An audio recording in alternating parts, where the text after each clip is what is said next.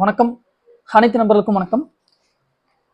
நேற்று மேட்ச் பார்த்தீங்க அப்படின்னா நம்ம அந்த சிஎஸ்கே மேட்ச் மட்டும் வீடியோ போட முடியல. பட் அந்த இம்பார்ட்டன்ட் பிளேயர்ஸில் பார்த்தீங்கன்னா உங்களுக்கு ஒரு தனியாக ஒரு 7 பேருக்கு மட்டும் தான் கொடுத்துருப்பேன். ஸோ அதாவது வந்து நமக்கு ஆர்ஆர்ல நிதிஷ் ராணா, ஒரு நிதிஷ் ராணா அண்ட் அப்புறம் இன்னொரு 2 பேருக்கு கொடுத்துருப்பேன். ஸோ கீழே அதே மாதிரி பார்த்தீங்கன்னா ஒரு 4 பேரோ 5 பேரோ ஏதோ கொடுத்துருப்பேன். சரிங்களா? ஸோ ஓவராலாக பார்த்தீங்க அப்படின்னா இதுதான் அந்த ட்ரீம் டீமுக்கு இம்பார்ட்டன்ட் பிளேயர்ஸ். மற்ற பிளேயர்ஸில் தான் அந்த பிரச்சனைகள் எல்லாம் வரும். ஸோ உங்களுக்கு அது டெலிகிராமில் மட்டும் தான் கொடுத்துருப்பேன். அது போக பார்த்தீங்கன்னா நமக்கு முன்னாடி மேட்ச் எல்லாம் பார்த்தீங்கன்னா வீடியோவிலேயே வந்து உங்களுக்கு எல்லா டீட்டெயில்ஸும் கொடுத்துருந்தேன். சரிங்களா? ஓகே. ஸோ இப்போ இன்னைக்கு மேட்ச் பார்த்தீங்க அப்படின்னா 12th T20. சரிங்களா? ஸோ இப்போ நம்ம கொடுக்குற பிளேயர் ப்ரெடிக்ஷன் எல்லாமே பார்த்தீங்க அப்படின்னா எல்லாமே துல்லியமாக இருக்கும் அப்படிங்கிறது கிடையாது.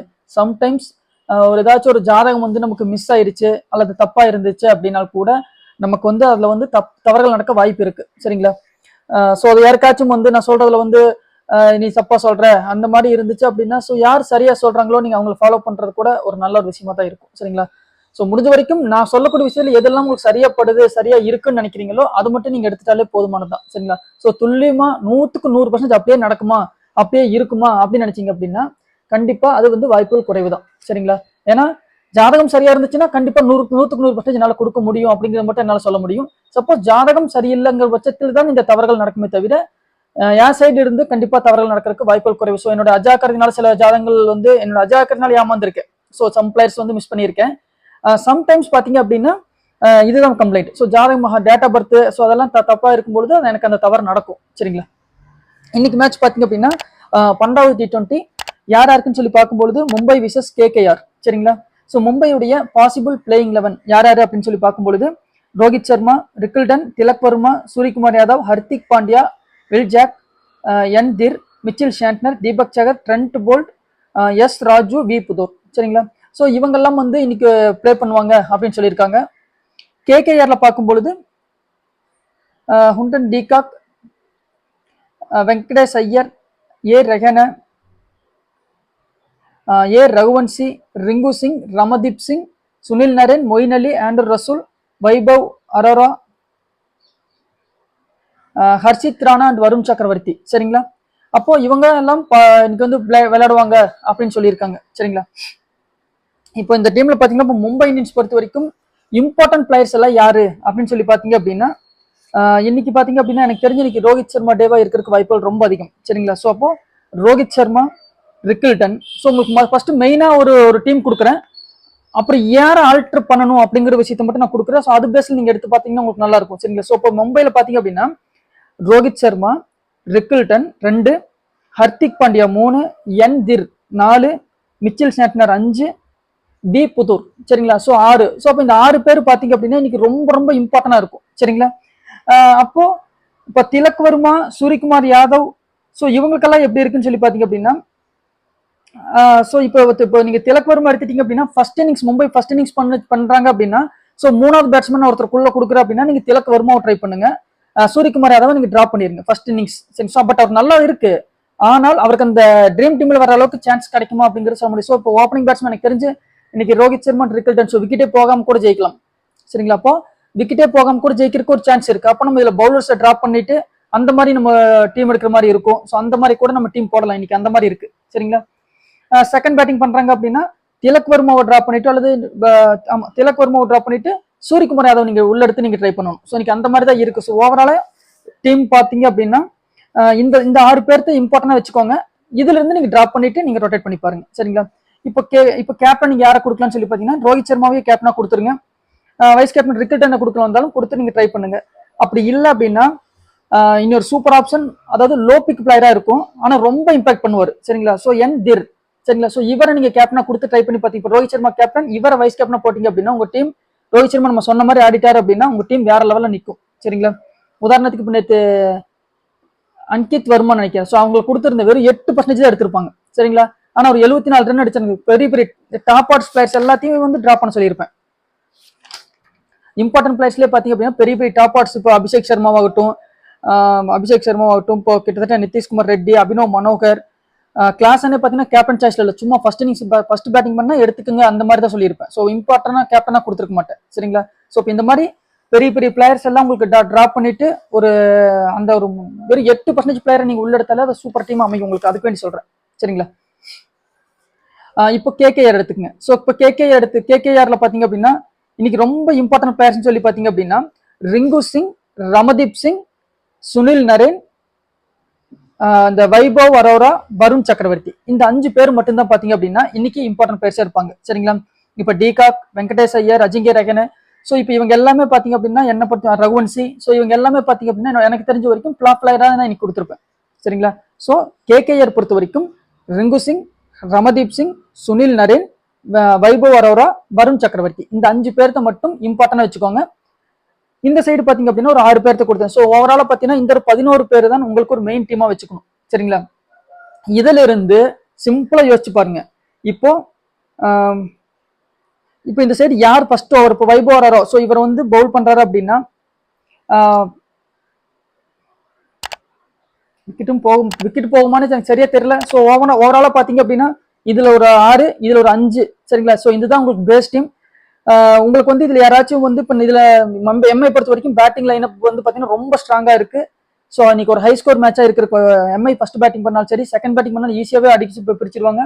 ஃபர்ஸ்ட் பேட்டிங் பண்ணாலும் ஒரு நல்ல ஸ்கோர் வர்றதுக்கு வாய்ப்பு இருக்கு. சரிங்களா? ஸோ இதுல வந்து நீங்க கேகேஆர் பொறுத்த வரைக்கும் சுனில் நரேன் கேப்டனா போட்டுக்கோங்க. சரிங்களா? சுனில் நரேன் கேப்டன்.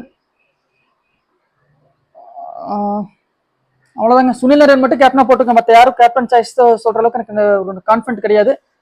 சுனில் நரேன் மட்டும் நீங்க கேப்டனா கொடுத்துக்கோங்க. இந்த சைடு பாத்தீங்க அப்படின்னா ரோஹித் சர்மா, ரிக்கல்டன், என் திர், ஸோ இவங்களையும் நீங்க கேப்டனா ட்ரை பண்ணலாம். இப்போ டாப் ஆர்டர்ஸ் பாத்தீங்க அப்படின்னா உங்களுக்கு நிறைய பேர்த்து ஃபிளாப் கொடுத்துருக்கேன் பாத்தீங்களா?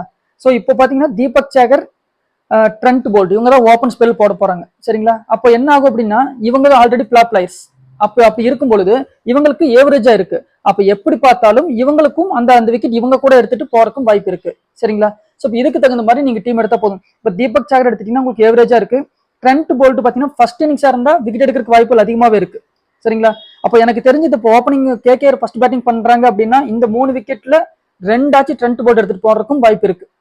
சரிங்களா? ஸோ இப்போ இதுக்கு தகுந்த மாதிரி நீங்க டீம் எடுத்தீங்கன்னா உங்களுக்கு ஒரு நல்ல டீமா அமையும். சரிங்களா? ஸோ இப்போ இந்த கருங்காலி மாலையை பத்தி நீங்க நிறைய பேர் கேட்டிருந்தீங்க. சரிங்களா? ஸோ எனக்கு தெரிஞ்சு என்னுடைய முன்னோர்கள் வந்து பாத்தீங்க அப்படின்னா இந்த கருங்காலி மாலை அப்படிங்கறதெல்லாம் ஒரு பெரிய விஷயமே இல்லை. சரிங்களா? ஸோ அது வந்து எனக்கு தெரிஞ்சு இப்ப எங்க தாத்தா கூட வந்து நான் பார்த்திருக்கேன். ஸோ அவங்க என்ன பண்ணுவாங்க அப்படின்னா இந்த கருங்காலி செங்காலின்னு சொல்லுவாங்க. ஸோ இதை எதுக்கு எடுத்து யூஸ் பண்ணாங்க அப்படின்னா அது வந்து ஒரு இந்த பேய் ஓட்டுவாங்க பாத்தீங்களா? ஸோ இது எத்தனை பேர் நீங்க உண்மையும் நம்பினாலும் சரி, நம்பாட்டியும் சரி. சரிங்களா?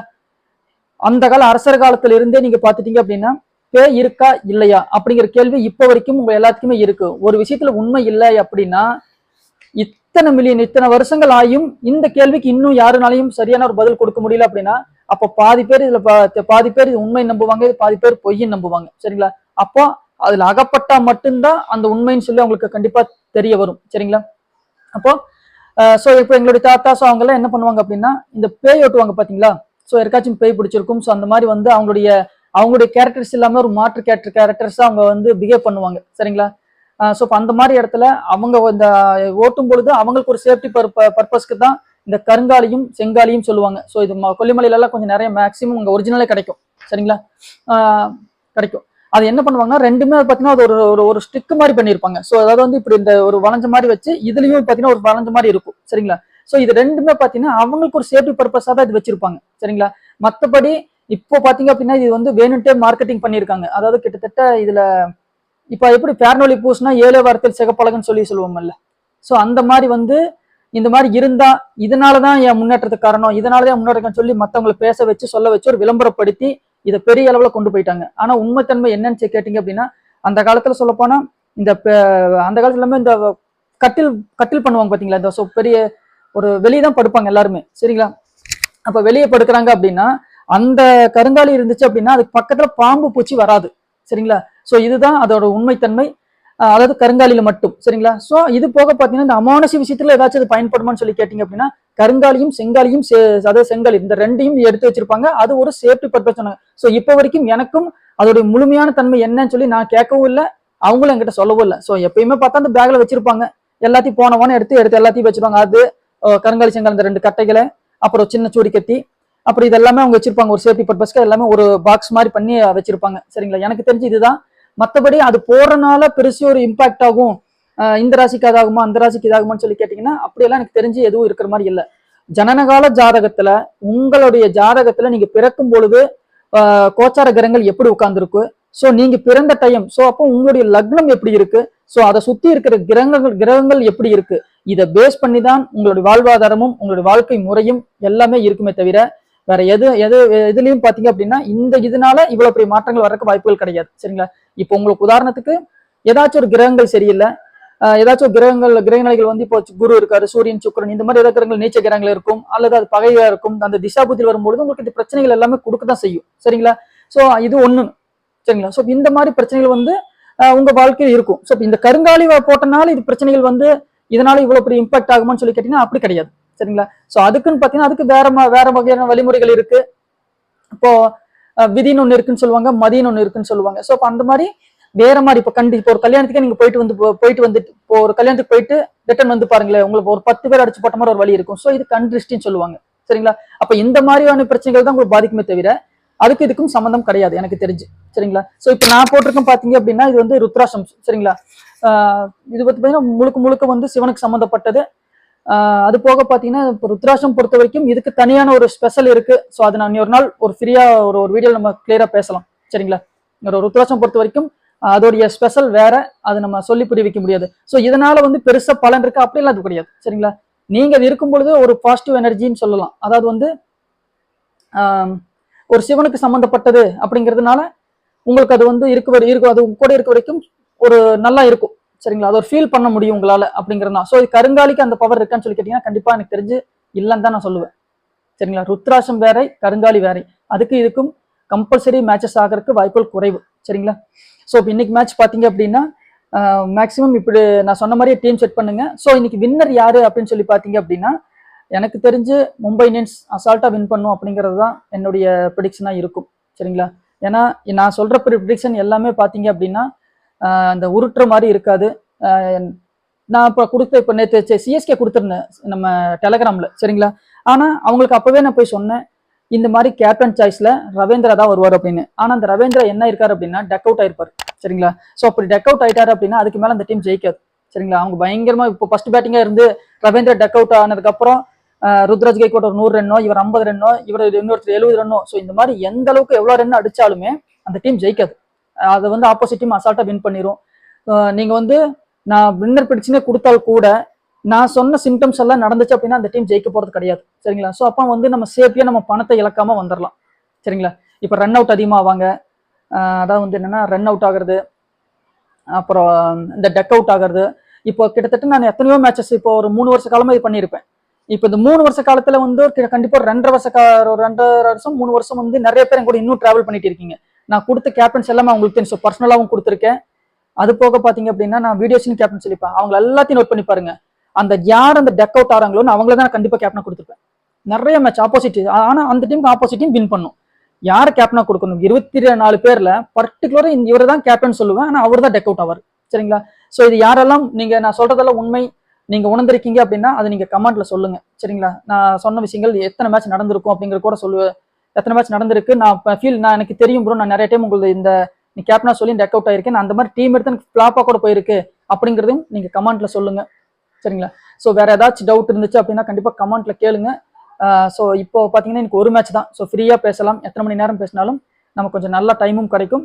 ஏதாச்சும் டவுட் இருந்தாலும் கண்டிப்பா கேளுங்க. சரிங்களா? கண்டிப்பா எக்ஸ்பிளைன் பண்றேன். ஸோ என்னால முடிஞ்ச உதவி இந்த ட்ரீம் டீமுக்கு பொறுத்த வரைக்கும் என்னால முடிஞ்ச உதவி பண்றேன். ஸோ இது எல்லாமே பாத்தீங்கன்னா கேம்லிங் பண்றதுக்காக நான் கொடுக்கல. இதை வச்சு நீங்க டீம் மேக் பண்ணுங்க.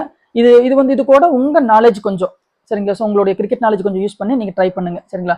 ஸோ கண்டிப்பா நானும் பாத்தீங்க அப்படின்னா சம்டைம்ஸ் டீம் போடுவேன்.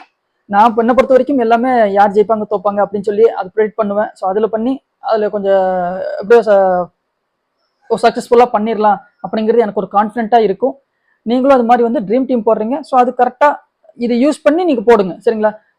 போட்டீங்கன்னா உங்களுக்கு ஒரு நல்ல டீம் வரும். சரிங்களா? ஸோ வேற ஏதாவது கேள்விகள் இருந்தாலும் கண்டிப்பா கேளுங்க. கண்டிப்பா உங்களுக்கு பதிலளிக்க தயாரா இருக்கேன். சரிங்களா? ஸோ நன்றி, வணக்கம்.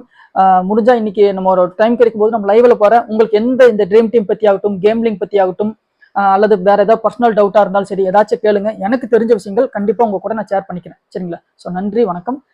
என்னோட ப்ரெடிக்ஷன் இப்பவும் சொல்றேன். இந்த இங்கி பிங்கி பாங்கி போட்டு 2ல 1 ஜெயிக்கும் அப்படின்னு சொல்லிட்டு நான் சொல்லுவேன் அப்படி மட்டும் எதிர்பார்க்காதீங்க. என்னோட ப்ரெடிக்ஷன் பொறுத்த வரைக்கும் என்னைக்குமே ரியலிஸ்டிக்கா இருக்கும். அன்னைக்கு நான் அதாவது நான் வின்னிங் ப்ரெடிக்ஷனே தோத்தாலும் ஆப்போசிட்ல இவனாலதான் என் டீம் தோத்துச்சு அப்படிங்கிறது மட்டும் கண்டிப்பா இருக்குங்கிறது மட்டும் ஆணித்தரமா சொல்றேன். சரிங்களா?